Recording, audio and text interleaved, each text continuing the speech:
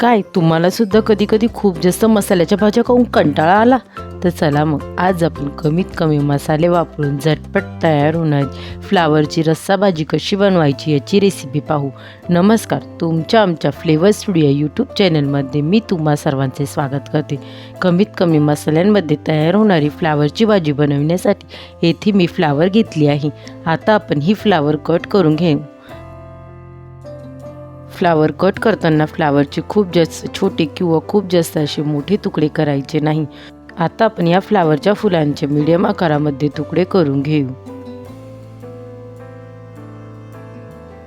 आता अशाच प्रकारे आपण संपूर्ण फ्लावर कट करून घेणार आहोत.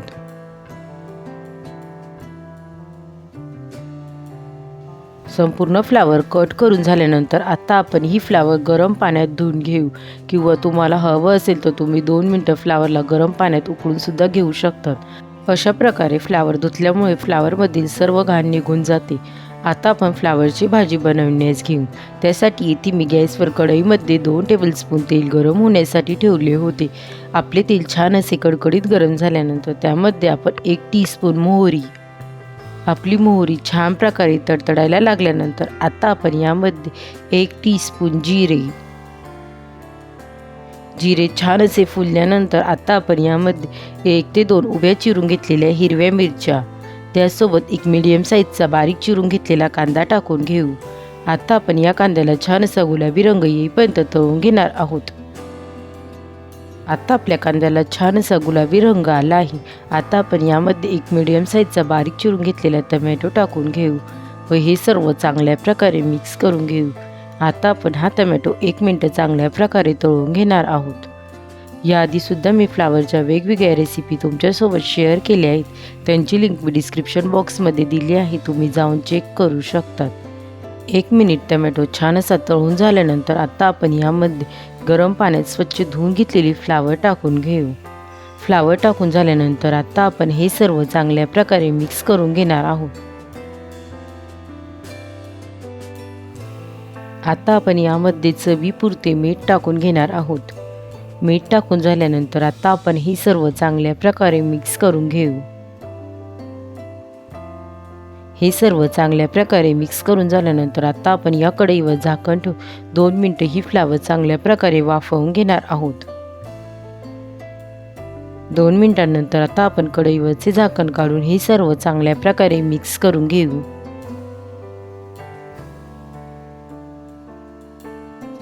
हे सर्व चांगल्या प्रकारे मिक्स करून झाल्यानंतर आता आपण या फ्लावरमध्ये काही मसाले टाकून घेऊ.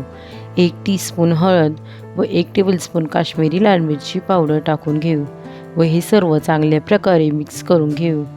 ही फ्लावरची भाजी बनवताना आपण फक्त एवढ्या 2च वस्तूंचा वापर करणार आहोत. खूप जास्त मसाले न वापरता सुद्धा चविष्ट अशी ही फ्लावर तयार होते. तुम्ही एकदा नक्की ट्राय करून पहा.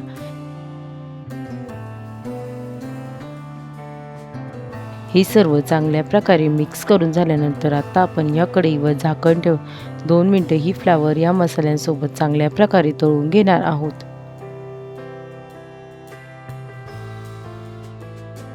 2 मिनिटांनंतर आता आपण कढईवरचे झाकण काढून घेऊ व हे सर्व चांगल्या प्रकारे मिक्स करून घेऊ. तुम्हा सर्वांना जर माझ्या रेसिपी आवडत असतील तर रेसिपींना लाईक करा आणि शेअर करा व अशाच नवनवीन रेसिपींसाठी आपल्या फ्लेवर स्टुडिओ यूट्यूब चॅनलला सबस्क्राईब करा. त्यासोबत शेजारील बेल आयकॉनला प्रेस करा म्हणजे तुम्हाला येणार सर्व नवीन रेसिपींचे नोटिफिकेशन सर्वात पहिले मिळेल. हे सर्व चांगल्या प्रकारे मिक्स करून झाल्यानंतर आता आपण या भाजीमध्ये अर्धा ग्लास गरम पाणी टाकून घेणार आहोत. पाणी टाकून झाल्यानंतर आता आपण हे सर्व चांगल्या प्रकारे मिक्स करून घेऊ. हे सर्व चांगल्या प्रकारे मिक्स करून झाल्यानंतर आता आपण यामध्ये 1 टेबलस्पून भाजलेले शेंगदाण्याचे कूट टाकून घेऊ. शेंगदाण्याचे कूट टाकून झाल्यानंतर आता आपण हे सर्व चांगल्या प्रकारे मिक्स करून या कढईवर झाकण ठेवून ही फ्लावर चांगल्या प्रकारे शिजवून घेऊ. 6 ते 7 मिनिटांनंतर आता आपण कढईवरचे झाकण काढून हे सर्व चांगल्या प्रकारे मिक्स करून घेऊ व त्यासोबत आपली फ्लावर चांगल्या प्रकारे शिजली आहे का एकदा चेक करून घेऊ. आता आपले फ्लावर चांगल्या प्रकारे शिजले आहेत. आता आपण या फ्लावर बारीक चिरून घेतलेली कोथिंबीर टाकून घेऊ. आपली फ्लावरची भाजी बनवून तयार आहे. कमीत कमी साहित्यामध्ये कमीत कमी मसाल्यांमध्ये स्वादिष्ट अशी फ्लावरची भाजी तुम्हाला कशी वाटली मला कमेंट करून नक्की सांगा. रेसिपी आवडली असेल तर रेसिपीला लाईक करा, शेअर करा व चॅनलला सबस्क्राईब करा. पुन्हा भेटूया आपण अशाच एका नवीन रेसिपीसोबत. तोपर्यंत सर्वांनी काळजी घ्या. बाय.